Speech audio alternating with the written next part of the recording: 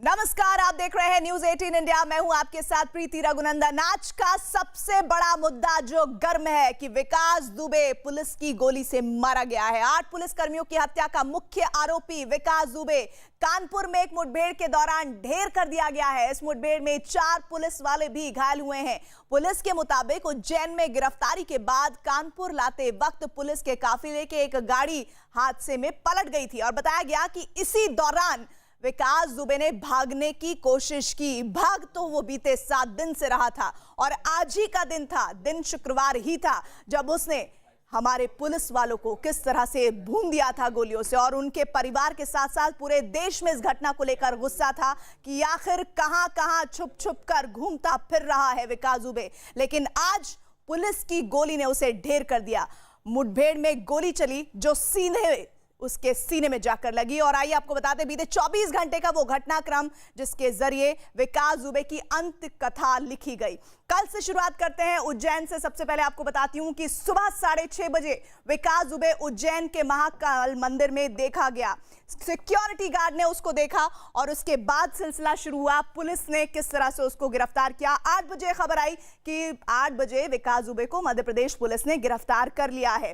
हालांकि पुलिस की तरफ से कहा जा रहा था कि हम सिर्फ लेकर आए हैं, गिरफ्तारी आधिकारिक तौर पर नहीं हुई है। शाम 6 बजे यूपी एसटीएफ की टीम उज्जैन पहुंची। ये 9 जुलाई का घटनाक्रम मैं आपको पूरा बता रही हूं। और शाम के वक्त आपको बता दें 7 बजे ऐसी जानकारी आई कि एसटीएफ की टीम विकास को लेकर कानपुर के लिए निकल गई है। और ये कानपुर के लिए निकलना विकास दुबे के लिए उसके अंत का इशारा था। सुबह आज की घटना 10 जुलाई, आज सुबह ये खबर आई कि पुलिस की टीम जालौन से निकली है।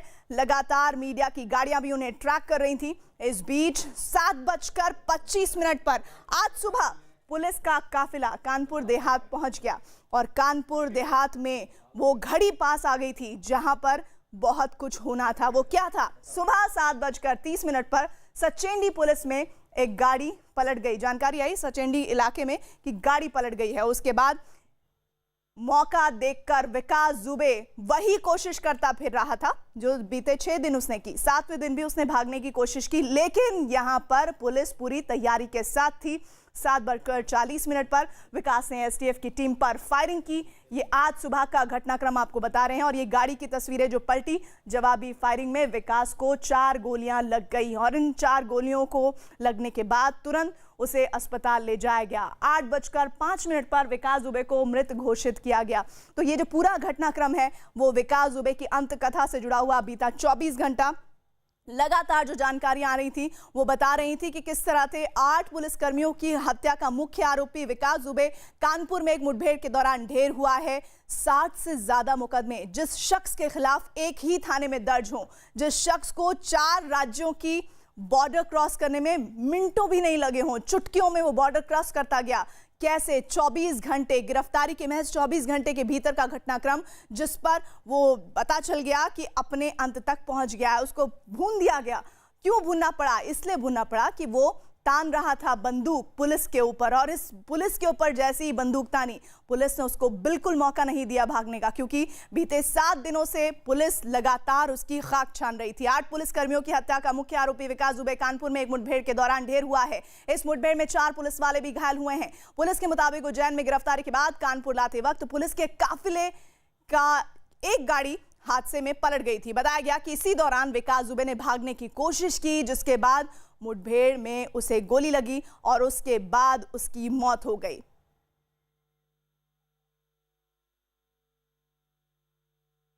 उत्तर प्रदेश पुलिस व एसटीएफ द्वारा आज दिनांक 10/7/20 को कानपुर नगर लाया जा रहा था।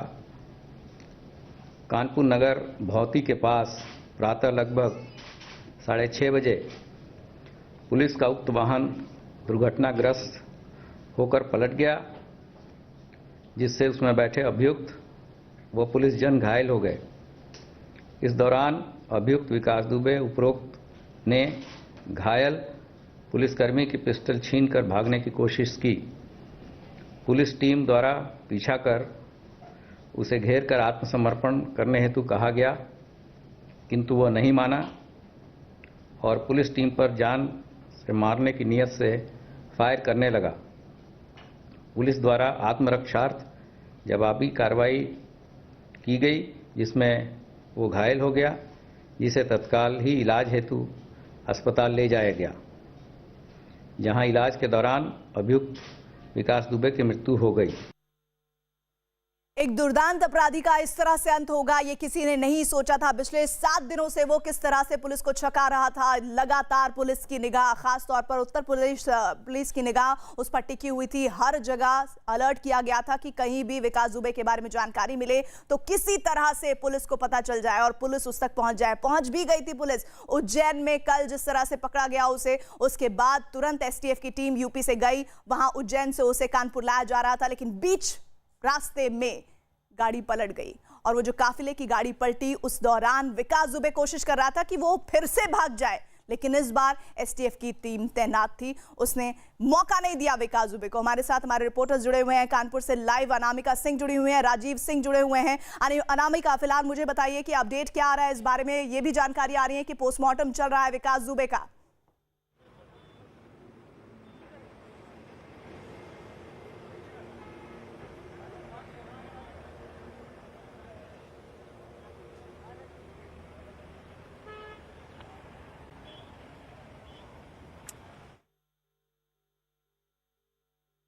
चलिए, लग रहा है अनामिका तक आवाज नहीं पहुंच पा रही है। राजीव, आप बताइए इस वक्त की ताजा खबर जो न्यूज़ 18 इंडिया के दर्शक देख रहे हैं।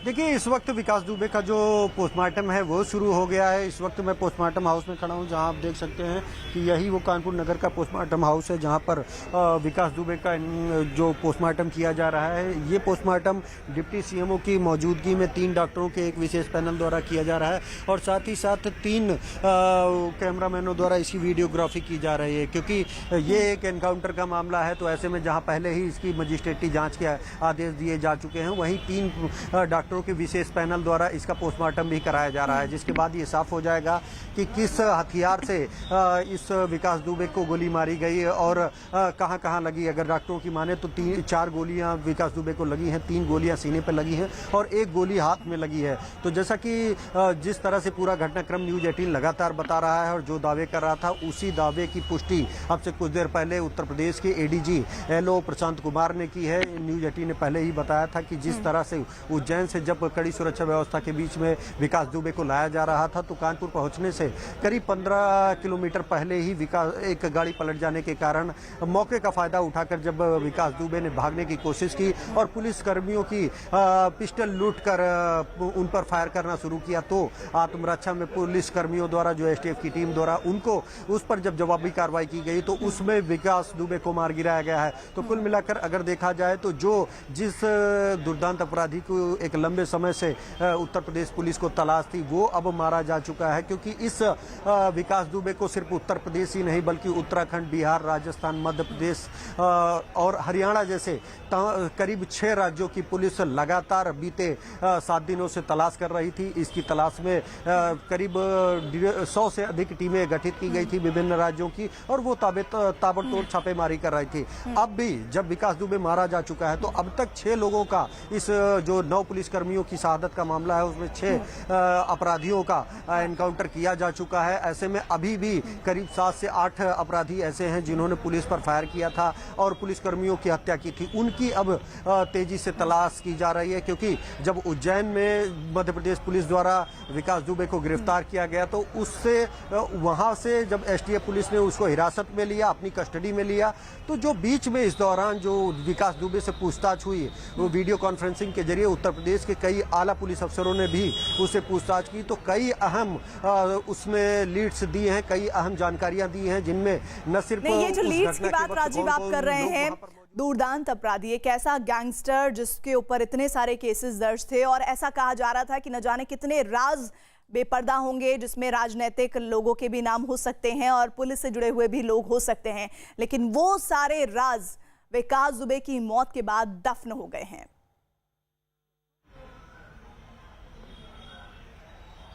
देखिए, अगर ऐसा देखा जाए तो विपक्ष भले ही लगातार ये आरोप लगा रहा हो कि जो ये एनकाउंटर है इस पे इसकी सत्यता पर उंगली उठा रहा हो, लेकिन हकीकत ये है कि विकास दुबे से करीब 2 से 3 घंटे से भी अधिक पूछताछ की गई है। उसमें उसने तमाम राज ऐसे खोले हैं जिन पर आगे कार्रवाई की जाएगी, वो चाहे फिर पुलिस प्रशासनिक अधिकारियों के साथ उनके संबंधों को रहे हो या फिर विभिन्न दलों के, चाहे सपा, भाजपा, बसपा व कांग्रेस के भी जो राजनीतिक दल अब आरोप लगा रहे हैं, उन दलों के नेताओं से भी विकास दुबे ने अपने संबंधों को लेकर चर्चा की है और ये पूछताछ में एसटीएफ के साथ हो चुका है। हालांकि अभी तक एसटीएफ इस बात का खुलासा नहीं कर रही है कि जो इस दौरान विकास दुबे से पूछताछ हुई है उसमें कौन कौन से तथ्य सामने आए हैं, लेकिन ये सच है कि जो विकास दुबे ने एसटीएफ से पूछताछ के दौरान जो जानकारी दी है उसी के आधार पर अब अगली कार्रवाई की जा रही है।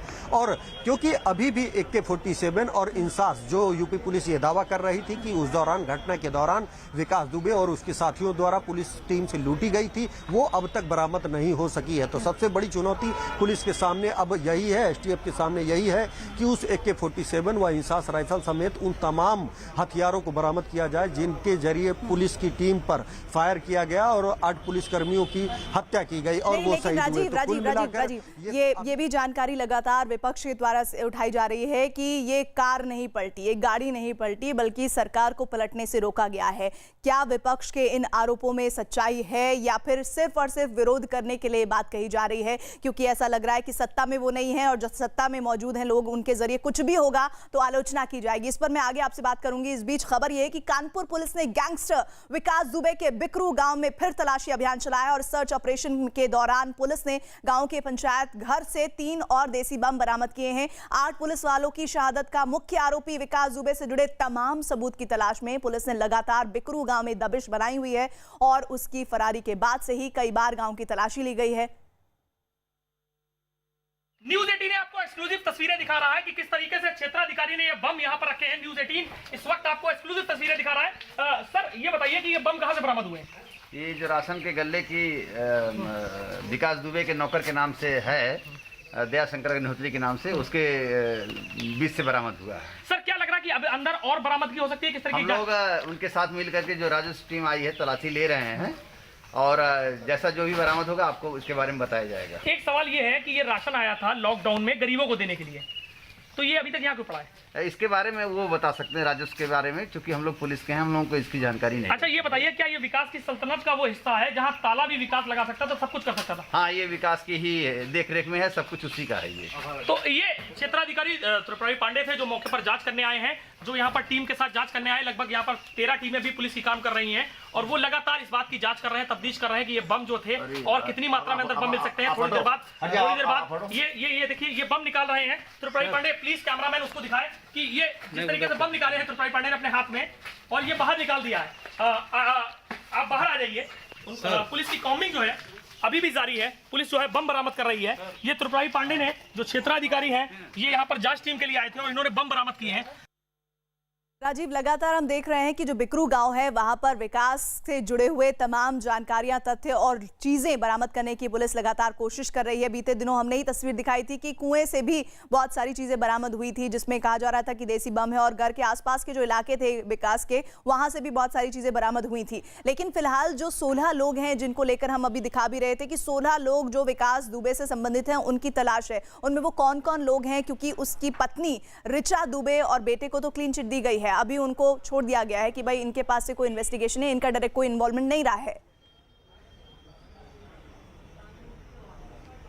देखिए, जो एफआईआर दर्ज की गई थी 8 पुलिसकर्मियों की शहादत के मामले में, उसमें 18 लोगों को नामजद किया गया था और ऐसे में जो अब तक कार्रवाई हुई है उसमें 6 लोगों का पुलिस एनकाउंटर में मार गिराया गया है, वहीं कुछ लोगों को गिरफ्तार किया गया है। तो कुल मिलाकर अभी एफआईआर के मुताबिक करीब 7 से 8 लोग अभी भी पुलिस की गिरफ्त से बाहर हैं और ऐसे में उम्मीद जताई जा रही है कि उन लोगों के पास ही पुलिस से लूटे गए हथियार हैं, चाहे वो AK-47 राइफल की बात हो या इंसास या अन्य हथियार, जिनके जरिए पुलिस टीम पर फायर किया गया।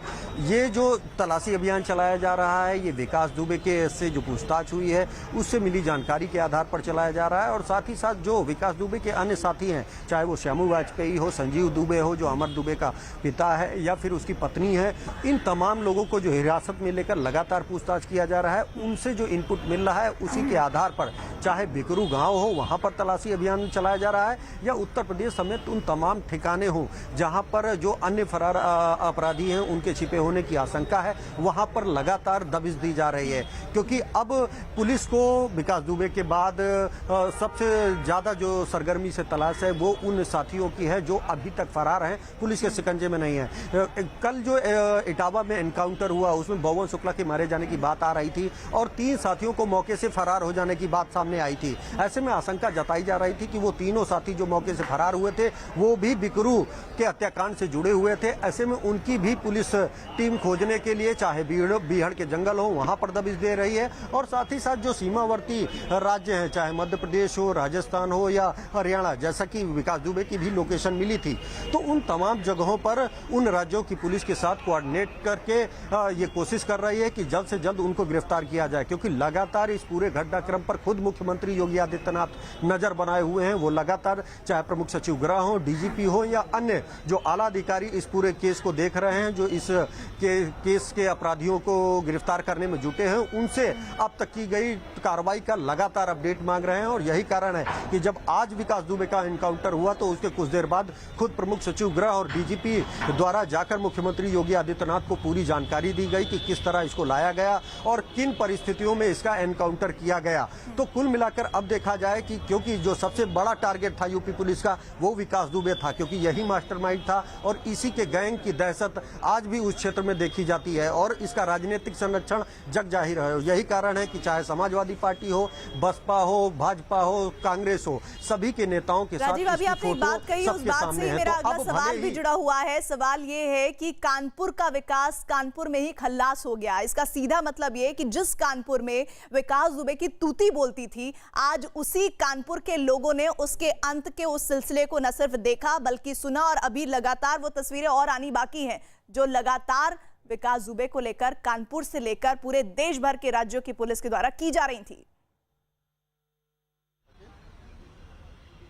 देखिए, ये सच है कि जिस निर्ममता के साथ विकास दुबे और उसके साथियों द्वारा पुलिस टीम के पर ताबड़तोड़ फायरिंग कर उनकी हत्या की गई थी, उसको लेकर सिर्फ कानपुर ही नहीं बल्कि उत्तर प्रदेश ही नहीं बल्कि पूरे देश में लोगों में आक्रोश था। और यही कारण है कि आज सुबह जब एसटीएफ से हुई मुठभेड़ में वो मार गिराया गया तो कानपुर के लोग आप देख रहे थे कि खुशी जाहिर कर रहे थे और वो कह रहे थे कि इन ऐसे अपराधियों के साथ ऐसा ही अंजाम होना चाहिए। और यही सेंटीमेंट कुछ उत्तर प्रदेश की जनता का भी था। सोशल मीडिया साइट्स पर देखे तो लगातार लोग ये कह रहे थे, जैसे कल गिरफ्तारी हुई तो उस पर एक तरफ सवाल उठाया जा रहा था, तो वहीं दूसरी ओर ये भी कहा जा रहा था कि ऐसे दुर्दांत अपराधियों को ऐसा ही अंजाम देना चाहिए। तो भले ही राजनीतिक दल अब इस मुद्दे पर राजनीति कर रहे हो, लेकिन जनता जो चाह रही थी उसी सेंटीमेंट के तहत आज भी कोई पब्लिक का आदमी इस एनकाउंटर को गलत नहीं ठहरा रहा है। तो कुल मिलाकर अगर देखा जाए, क्योंकि राजनीतिक दल खुद विकास दुबे की मां ने कल अपने एक बयान में कहा था कि उनका बेटा इस वक्त समाजवादी पार्टी में है, तो ऐसे में कई राजनीतिक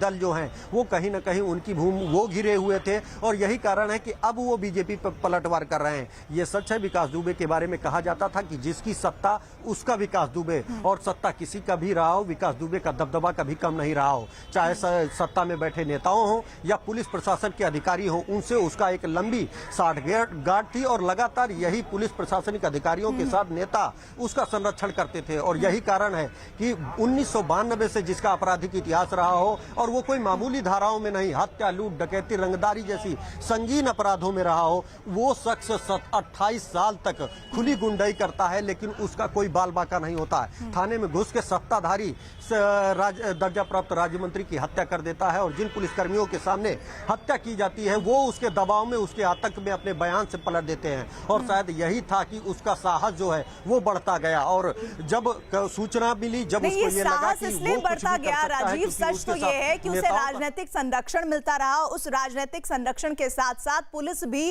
उसके कहने पर, उसके एक बात को कहने पर 10 बार पूरा करती रही और इसी वजह से उसके हौसले बुलंद होते गए।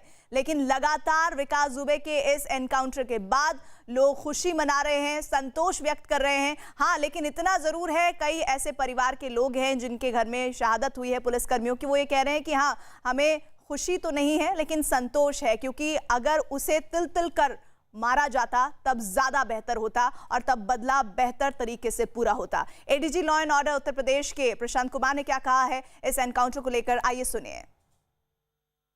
तो विकास दुबे आ रहा था, उसमें एसटीएफ की गाड़ी पलट गई और पलटने के बाद से उसने पुलिस की वेपन छीनने की कोशिश की, भागा।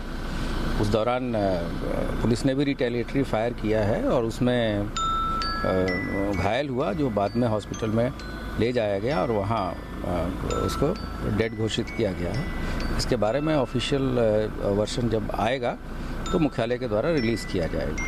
सर, बयान में क्या कबूला था? अभी तक कुछ बातें निकल के अभी एक वही चीज़ है, अभी तो रास्ते में आ ही रहा था।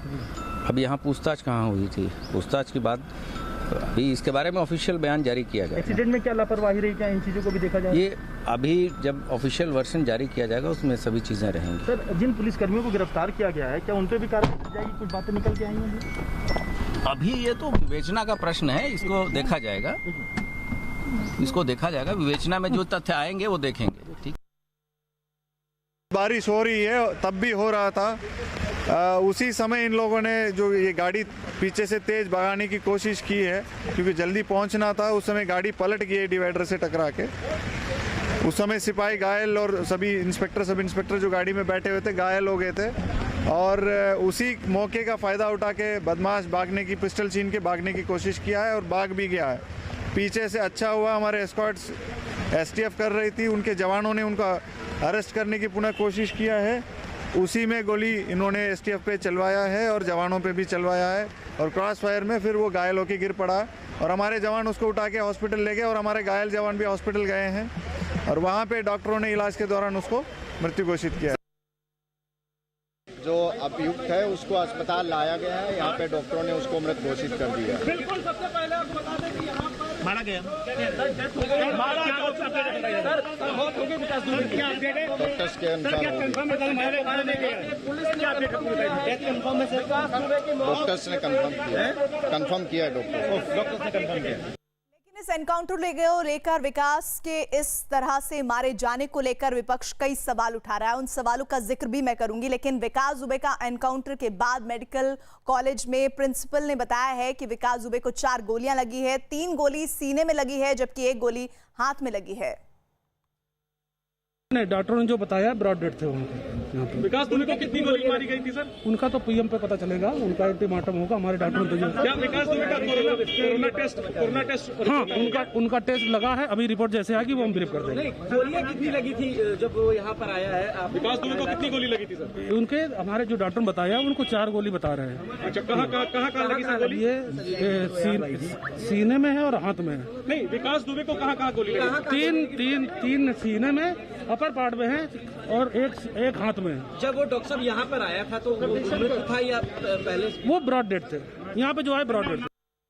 तो एक गैंगस्टर जिसका अंत कुछ इस तरह से हुआ कि वो 1 हफ्ते तक पुलिस को छकाता रहा, अलग अलग राज्यों की सीमाओं को पार करता रहा और फिर उज्जैन, मध्य प्रदेश के उज्जैन में महाकाल के मंदिर पहुंचा, जहां ये कहा जा रहा था कि वो महाकाल में मंदिर के दर्शन करने के लिए पहुंचा। लेकिन इसी दौरान सिक्योरिटी गार्ड ने उसे पहचाना, फिर वहां उज्जैन पुलिस ने उसे पकड़ा। उसके बाद यूपी एसटीएफ की टीम जब उसे वापस कानपुर लेकर आ रही थी, इसी दौरान उसने उसकी गाड़ी पलटी, भागने की कोशिश की, पुलिस पर पिस्तौल तान दी और फिर उसे पुलिस ने नहीं बख्शा। राजीव हमारे साथ है। राजीव, कुछ सवाल इस एनकाउंटर को लेकर विपक्ष उठा रहा है, जिसमें मौजूदा वक्त में जो सवाल उठ रहे हैं वो बहुत सारे हैं। कुछ सवालों का मैं चाहती हूं कि आप जरा जवाब दीजिएगा, क्योंकि लगातार आप इस केस को ट्रैक कर रहे हैं।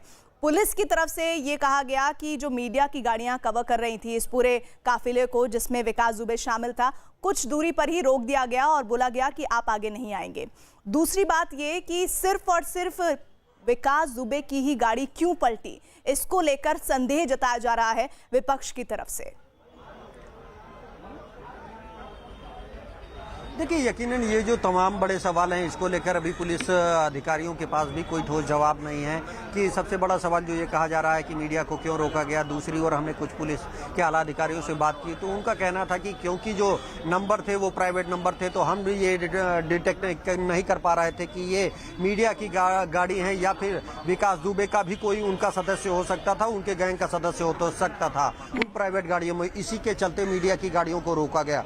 दूसरी बात की जो गाड़ी पलटी वो सिर्फ विकास दुबे की ही गाड़ी क्यों पलटी, तो इसे इत्तेफाक भी कहा जा सकता है या हो सकता है कि इसके पीछे कुछ साजिश रही हो। लेकिन फिलहाल लेकिन अगर साजिश भी रही होगी तो निश्चित रूप से किसी गाड़ी को पलटना और उसमें 4 लोग मौजूद रहें तो कहीं ना कहीं उनकी जान को भी खतरा हो सकता है। तो उसी के आधार पे ये कहा जा सकता है कि शायद ये साजिश नहीं थी और ये इत्तेफाक था। जब गाड़ी पलटी तो उसमें विकास दुबे मौजूद था और गाड़ी पलटने से कोई बहुत बड़ा हादसा नहीं हुआ। लेकिन जब पुलिस की माने तो जब गाड़ी से पुलिसकर्मी निकलने की कोशिश करते हैं तो विकास दुबे भी निकलता है और इसी दौरान वो एक पिस्टल छीन करके वो को भागने की कोशिश करता है। जब उसको रोकने की कोशिश की जाती है, सरेंडर करने के दबाव बनाया जाता है तो वो फायरिंग करने लगता है और फिर जो सेल्फ प्रोटेक्शन में फायर होता है उसमें विकास दुबे को गोली लगती है और अंततः उसकी मौत हो जाती है। तो कुल मिलाकर अगर कहीं ना कहीं देखा जाए तो वो तमाम सवाल हैं जिनका जवाब अब उत्तर प्रदेश पुलिस या एसटीएफ के पास भी नहीं है कि आखिर वही गाड़ी क्यों पलटी। और नहीं राजीव, ये सवालों के जवाब देने होंगे क्योंकि लगातार नहीं तो विपक्ष इस तरह से घेरते रहेंगे उनको सवाल को लेकर और साथ ही इस एनकाउंटर को लेकर। वो एनकाउंटर, वो शख्स जिसको लेकर कहा जा रहा था कि वो लगभग 2.5 दशक से ज्यादा कानपुर में जिसके आतंक की तूती बोलती थी, जिसके खिलाफ 60 से ज्यादा मुकदमे दर्ज थे, जिसके खिलाफ 5 लाख रुपए का इनाम घोषित किया गया था, उस दुर्दांत अपराधी के मारे जाने पर एनकाउंटर के बाद कुछ ऐसे सवाल हैं जिसका जवाब एसटीएफ यूपी की पुलिस को देने चाहिए। और ये सवाल इसलिए देने चाहिए क्योंकि विपक्ष बार बार इन सवालों को उठा रहा है। इधर 2 जुलाई को कानपुर में विकास दुबे से हुई मुठभेड़ में शहीद हुए पुलिसकर्मियों के परिवार के लोगों ने विकास दुबे के एनकाउंटर पर खुशी और संतोष जताया। साथ ही विकास दुबे के मददगार पुलिस वालों पर कार्रवाई की मांग भी की। खुशी तो नहीं है सर, जिसके पति शहीद हुए उसे खुशी कैसे हो सकती, बस संतोष है। ऐसे कांड दोबारा तो नहीं होंगे और लोगों के सुहाग तो नहीं हो जुड़ेगा, इससे बस खुशी है थोड़ी। जी और क्या, 8 लोगों के परिवार हुए हैं बर्बाद। संतोष होगा, खुशी तो नहीं हो सकती है। बहुत आसान मौत मिली है उसे। हम तो चाहते थे इतना गोलियों से गूंजे शरीर में बिल्कुल कोई जगह ना बचे। निस्संदेह हमारी पुलिस टीम बधाई की पात्र है जिन्होंने इतनी तत्परता से कार्रवाई की। और सबसे ज़्यादा बधाई के पात्र हैं माननीय मुख्यमंत्री योगी जी, जिन्होंने एक डेडलाइन दे दी थी इतने कठिन केस के लिए कि 7 दिन के भीतर अभियुक्त पकड़े जाएं, जिंदा या मुर्दा। उन्होंने अपना वचन कर दिखाया और संतुष्टि तो सिर्फ इतनी है कि अब हम हमारे परिजन का, हमारे शहीद का पिंडदान और अंतिम जो संस्कार के कार्यक्रम हैं वो ठीक से संतोषपूर्वक कर पाएंगे। पिंड उनको देते हुए हमारे मन में ग्लानि नहीं होगी कि हत्यारे अभी खुले घूम रहे हैं और हम इनका पिंडदान कर रहे हैं। हमारे बेटे गए, हमें पता है, अब हम कुछ नहीं कहेंगे। ठीक है, जो मर गया वो से तो मरना ही था, बस इससे आगे हमें कुछ नहीं कहना है। हम यही चाहते थे, वो हो गया, अब नहीं कहते हम कुछ। बढ़िया काम किया है सरकार ने, हमें बहुत विश्वास है। और हमारे साथ राजीव लगातार बने हुए हैं इस एनकाउंटर पर बात करने के लिए, उस दुर्दांत अपराधी को लेकर जिसका खौफ था कानपुर से लेकर कानपुर के आसपास के इलाकों में। उसके एनकाउंटर की वो जानकारी, वो तस्वीर आपको हम दिखा रहे हैं जहां मुठभेड़ हुई थी, जहां विकास दुबे की गाड़ी पलटी और उस गाड़ी के पलटने के साथ ही उसने भागने की कोशिश की, पुलिस वालों पर बंदूक तान दी और आखिरकार पुलिस ने भी सोच लिया था कि अब इसको बचने का मौका नहीं देना है और पुलिस ने उसे भागने से पहले ही गोली चला दी और उसको ढेर कर दिया। ये जरूरी था राजीव कि विकास दुबे जैसे दुर्दांत अपराधी का इस तरह से अंत हो, लेकिन जो लंबा सिलसिला उसके आतंक का चला, अब वो लोग शायद सामने आएंगे जिनकी संपत्तियां हड़पी गई हैं, जिनको सरेआम बदनाम किया गया है, मारा पीटा गया है, कई लोगों के घरों में तो कत्लेआम मचाया गया है। ऐसे लोगों की एक सूची भी पुलिस को बनानी होगी। वो साथी अब विकास दुबे के ढूंढने होंगे जो मददगार रहे हैं विकास दुबे के कारनामों में।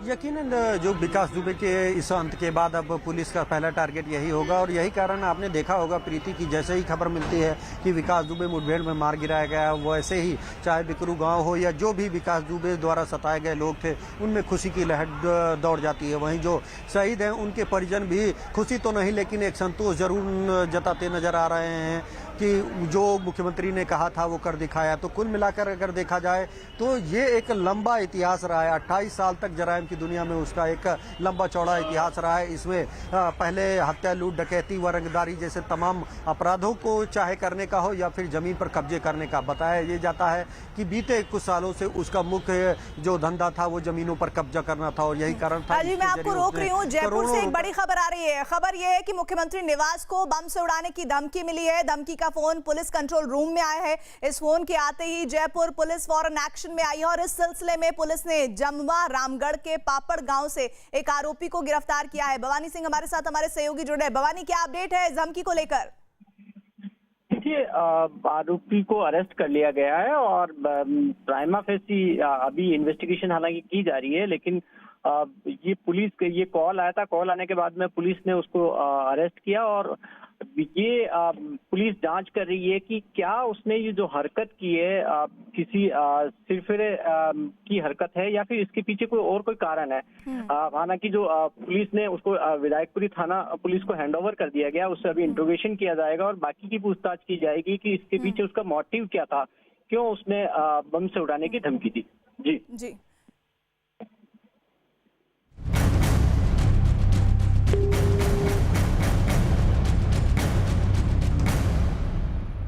विकास दुबे मुठभेड़ मामले से जुड़ी एक बड़ी खबर इस वक्त आ रही है कानपुर के बिकरू गांव से। विकास दुबे के गांव बिकरू में पुलिस के तलाशी अभियान में बड़ा पर्दाफाश हुआ है। तलाशी के दौरान बिकरू गांव में कई जगहों से बमों का जखीरा मिला है।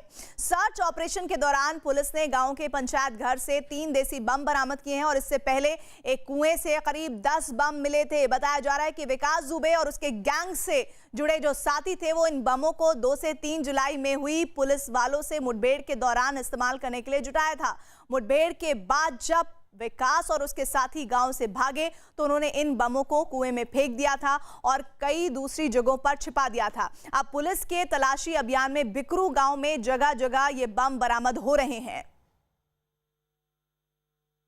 न्यूज 18 आपको एक्सक्लूसिव तस्वीरें दिखा रहा है कि किस तरीके से क्षेत्राधिकारी ने ये बम यहाँ पर रखे हैं। न्यूज 18 इस वक्त आपको एक्सक्लूसिव तस्वीरें दिखा रहा है। सर, ये बताइए कि ये बम कहाँ से बरामद हुए हैं? ये जो राशन के गल्ले की विकास दुबे के नौकर के नाम से है, दया शंकर अग्निहोत्री के नाम से, उसके बीच से बरामद हुआ है। सर, क्या लग रहा है कि अब अंदर और बरामदगी हो सकती है? किस तरीके हम लोग उनके साथ मिल करके जो राजस्व टीम आई है तलाशी ले रहे हैं और जैसा जो भी बरामद होगा आपको इसके बारे में बताया जाएगा। एक सवाल ये है कि ये राशन आया था लॉकडाउन में गरीबों को देने के लिए, तो ये अभी तक यहाँ क्यों पड़ा है? इसके बारे में वो बता सकते हैं, राजस्व के बारे में, क्योंकि हम लोग पुलिस के हैं, हम लोगों को इसकी जानकारी नहीं। अच्छा, ये बताइए, क्या ये विकास की सल्तनत का वो हिस्सा है जहाँ ताला भी विकास लगा सकता था, सब कुछ कर सकता था? हाँ, ये विकास की ही देख रेख में है, सब कुछ उसी का है ये। तो ये क्षेत्राधिकारी त्रिपुरारी पांडे थे जो मौके पर जांच करने आए हैं, जो यहाँ पर टीम के साथ जांच करने आए। लगभग यहाँ पर 13 टीमें भी पुलिस की काम कर रही हैं और वो लगातार इस बात की जांच कर रहे हैं, तफ्तीश कर रहे हैं कि ये बम जो थे और कितनी मात्रा में अंदर बम मिल सकते हैं। थोड़ी देर बाद ये देखिए, ये बम निकाल रहे हैं त्रिपुरारी पांडे। प्लीज कैमरामैन उसको दिखाए कि ये जिस तरीके से बम निकाले हैं त्रिपुरारी पांडे ने अपने हाथ में और ये बाहर निकाल दिया है। आप बाहर आ जाइए। पुलिस की कॉम्बिंग जो है अभी भी जारी है। पुलिस जो है बम बरामद कर रही है। ये त्रिपुरारी पांडे ने, जो क्षेत्राधिकारी हैं, ये यहाँ पर जांच टीम के लिए आए थे और इन्होंने बम बरामद किए हैं।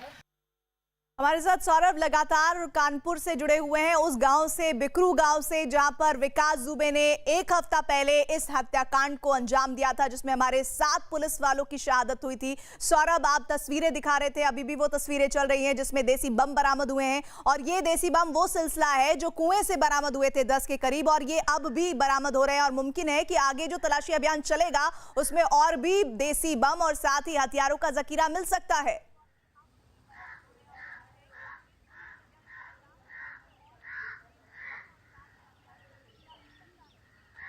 देखिए, जाहिर तौर पर पुलिस जो है इस समय कुछ चुनिंदा घरों को जो है खंगाल रही है। हालांकि अभी जो एडीजी का बयान हम सुन रहे थे कि उसमें उन्होंने कहा था कि ये जांच का विषय था, उससे पूछताछ करनी थी, अभी पूछताछ नहीं हो पाई। लेकिन कहीं ना कहीं जो एसटीएफ को जो उसने इनपुट्स दिए थे और जो लोकल पुलिस से वो इनपुट शेयर किए गए हैं, उसके बाद जो है बिकरू में गाँव में पुलिस ने डेरा डाल रखा हुआ है। एसटीएफ की भी एक टीम यहाँ पर आई हुई है और जो चुनिंदा घरों में चेकिंग कर रही है। मीडिया को इससे दूर रखा गया है। मीडिया कर्मियों से इस बात का निवेदन किया गया कि जब तक वो जांच पूरी ना कर लें, चूंकि कहीं पर भी बम हो सकते हैं, वहां पर किसी को भी, मीडिया कर्मियों को भी खतरा हो सकता है। तो एहतियातन फिलहाल अभी बीडीएस की टीम यहाँ मौके पर नहीं आई है। तो जो पुलिस कर्मी है लोकल स्तर पर वो जांच कर रहे हैं। एसटीएफ की एक टीम है वो चुनिंदा घरों में जाती है, वहां पर जो दरवाजे कुंडी बंद है उनको खोल रही है, उनके घरों में जांच कर रही है, लगातार बरामदगी कर रही है। पुलिस का यह भी दावा है कि देर शाम तक अगर यहाँ पर चेकिंग की जाएगी तो और भी देसी बम बरामद होंगे। चूंकि ये वो ज्यादा पावर के बम नहीं होते हैं, इन बमों से सिर्फ डराने का काम होता है और लोगों को सिर्फ इन बमों से घायल किया जा सकता है। तो ऐसे में बहुत ज्यादा बीडीएस टीम को नहीं बुलाया गया। इसी शायद यही कारण होगा कि बीडीएस की मदद नहीं ली गई। जो लोकल पुलिस की टीमें, करीब 6 टीमें यहाँ पर मौजूद हैं। क्षेत्राधिकारी त्रिपुरारी पांडे के नेतृत्व में ये टीम बराबर काम कर रही है, हर घर में जा रही है, उस चुनिंदा घरों में जा रही है। कुछ ऐसे भी चुनिंदा घर हैं जो एक घर के बाद पुलिस 4 घर छोड़ के सीधे 5वें घर में जा रही है। तो कहीं ना कहीं इस तरीके की तलाशी अभियान से ये साबित होता है कि जो एसटीएफ के साथ विकास दुबे आ रहा था, कल ये खबर आई थी विकास दुबे के हवाले से ही पूछताछ में उसने इस बात को कबूला था कि वो जो पुलिसकर्मी है उनको जिंदा जलाना चाहता था, जिसको उन्होंने मारा था 8 पुलिसकर्मियों को, और उसके लिए उसने चौबेपुर थाने समेत दूसरे और थानों से पुलिसकर्मियों की न सिर्फ मदद ली थी बल्कि तेल मंगवाया था। क्या उसके चिन्ह भी मिल रहे हैं इस तलाशी में?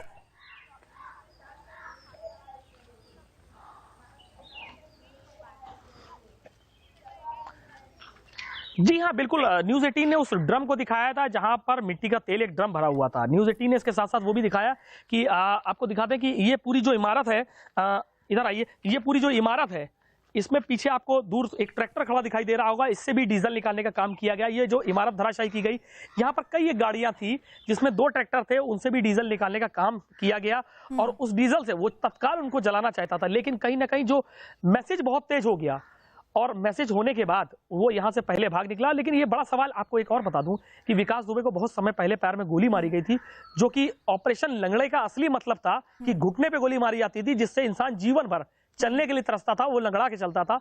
ऑपरेशन लंगड़ा ये कहलाता था। लेकिन हालांकि अब पैर में कहीं पर भी गोली मारी जाती है तो उसको ऑपरेशन लंगड़ा का नाम दिया जाता है। शुरुआती दौर में विकास दुबे को जब गोली लगी थी पैर में, तो उसके बाद से वो लंगड़ाता था, वो दौड़ नहीं सकता था, वो तेज भाग भी नहीं सकता था। ये बड़ी चूक कैसे हुई? आखिर कौन है वो आरोपी? जो शहीद हुए पुलिसकर्मी हैं, उनके घर वालों की यही चाह है कि उन दीमकों का पता चले। खाकी को पहनकर अपने निजी लाभ, अपनी निजी कमाई को बढ़ाने वाले उन पुलिसकर्मियों का जल्द से जल्द खुलासा होना चाहिए जो विभाग में हो, क्योंकि कई ऐसे विकास दुबे हैं जो उत्तर प्रदेश के, देश में अलग अलग जगह हैं। तमाम विकास दुबे यहाँ पर घूम रहे हैं जो पुलिस की शय पर कभी भी हमला बोल सकते हैं। क्या आने वाले समय में ये पुलिसकर्मी जिनके घर शहादत हुई है, क्या वो उनके परिवार वाले ये कहना चाहते हैं कि अगर विकास दुबे मुंह खोलता तो कई नेता और अफसरों के चेहरे बेपर्दा हो जाते और समझ आ जाता कि भ्रष्टाचार किस हद तक घुसा हुआ है हमारे पूरे सिस्टम में?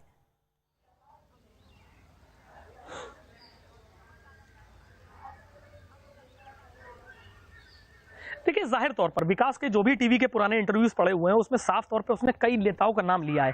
हालांकि अब वो नेता जरूर दूरी बनाने की बात कर रहे हैं। अभिजीत सिंह सांगा बीजेपी से विधायक हैं बिठूर के, वो दूरी बनाने की बात कर रहे हैं। भगवती सागर बीजेपी से विधायक हैं, वो कह रहे हैं कि हमारा कोई संपर्क नहीं था। जबकि तस्वीरें, तमाम चीजें वो मुहैया, विकास दुबे खुद आरोपी कह रहा है कि हमारे संपर्क थे। वो तमाम उन धंधों में जुड़ा हुआ है जो विधायक जी के नाम पर और ये दोनों विधायकों के नाम पर कथित तौर पे वो धंधे चल रहे हैं। इनके गुर्गे उन धंधों को चला रहे हैं। तो ये दोनों विधायक कहीं ना कहीं ब्लैक लिस्टेड थे और ये कोई पहला मामला नहीं था। कोई भी सरकार रही हो, विकास को मालूम था कि किस कदर धन दे करके उसके आपराधिक जिंदगी को विकास करना है, किस कदर पुलिस को पैसा दे करके उसको विकास करना है। हर चीज में विकास जानता था और विकास अपनी एक चीज वो जानता था कि पैसे से शायद सब कुछ खरीदा जा सकता है। और अपनी दबंगई को जो 25 साल तक विकास ने कायम किया, वो इसी शर्त पे किया कि वो पैसा जो भी कमाता था, नाजायज कमाई करता था, उसका एक बड़ा हिस्सा हर लेवल के अधिकारियों तक देता था। और सच तो ये है सौरभ, एक सच, ये बड़ा सच है, वो ये कि अगर इन 8 पुलिसकर्मियों की शहादत ना हुई होती और ये मामला इतना ज्यादा ना उठा होता तो अभी भी विकास दुबे ऐसे ही खुलेआम घूम रहा होता और ऐसे ही लोगों को परेशान कर रहा होता।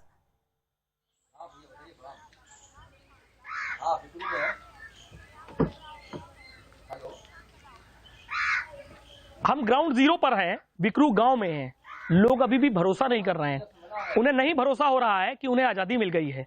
गांव के लोगों ने अपना दर्द बयां किया। उन्होंने कहा कि देश 1947 में भले ही आजाद हो गया था, लेकिन हम आज 2020 में आजाद हुए हैं इस विकास के आतंक से। 3 पीढ़ियों ने वो दर्द झेला है, 2 पीढ़ियों ने वो दर्द झेला है जो विकास ने दिया है। गांव में लोग दहशत जदा हैं। अभी भी कई घर के लोग ऐसे हैं, वो इस बात का इंतजार कर रहे हैं कि कब वो विकास का सब सामने से देखेंगे। उन्हें अभी भी शंका है कि कहीं विकास की जगह कोई और तो नहीं मार दिया गया है। रात दिन सोते जागते उनके दिमाग में एक दहशत थी, उनके दिल में एक दहशत थी, क्योंकि वो देखते थे कि विकास के गुजरते काफिले पर अगर किसी की नजर उड़ गई तो उसके पूरे परिवार को बुला करके, ये पीछे मैदान में जो ये पूरा मकान धराशायी है, इस मैदान में बुला करके बेइज्जत किया जाता था, जूतों से उनकी पिटाई की जाती थी और मौके पर खाकी खड़े होकर मजाक बनाती थी। ये एक नहीं, 1 दर्जन गांव वालों का आरोप है। एक व्यक्ति झूठ बोल सकता है, 2 झूठ बोल सकते हैं, लेकिन सब नहीं झूठ बोल सकते हैं। विनय तिवारी में अनंत देव तिवारी डीआईजी ने कौन सी ऐसी काबिलियत देखी कि चंदौली का दागी पुलिसकर्मी कानपुर में आता है और उसको चौबेपुर जैसा मलाईदार थाना मिल जाता है। सारे अधिकारी कहीं ना कहीं मिले हुए थे और सरकार एक्शन मोड में है। जो पीड़ित के परिवार सरकार एक्शन मोड में है सौरभ, और सच्चाई ये है कि इस अंत के बाद भी बहुत सारे सवाल हैं और एक तरह से मैं कहूं कि पुलिस महकमे में एक बड़ी सफाई होगी जो योगी सरकार में हमने देखी है, क्योंकि भ्रष्टाचार किसी भी कीमत पर बर्दाश्त नहीं होगा। और आप जो बात कह रहे थे कि बिकरू गांव के लोग अभी भी यकीन नहीं कर पा रहे हैं, वो तो शव देखना चाहते हैं विकास दुबे का, लेकिन इस बीच खबर यह भी है कि विकास के परिवार वालों ने शव लेने से ही इनकार कर दिया है। तो एक ऐसा दुर्दांत अपराधी जो जहां से गुजर जाता था तो लोग एकदम उसके सामने सब कुछ झुका देते थे, आज उसका शव उसका परिवार ही नहीं लेना चाहता है। इस बड़ी खबर पर लगातार निगाहें बनी हुई हैं। ब्रेक ले रहे हैं, आप देखते रहिए न्यूज़ 18 इंडिया।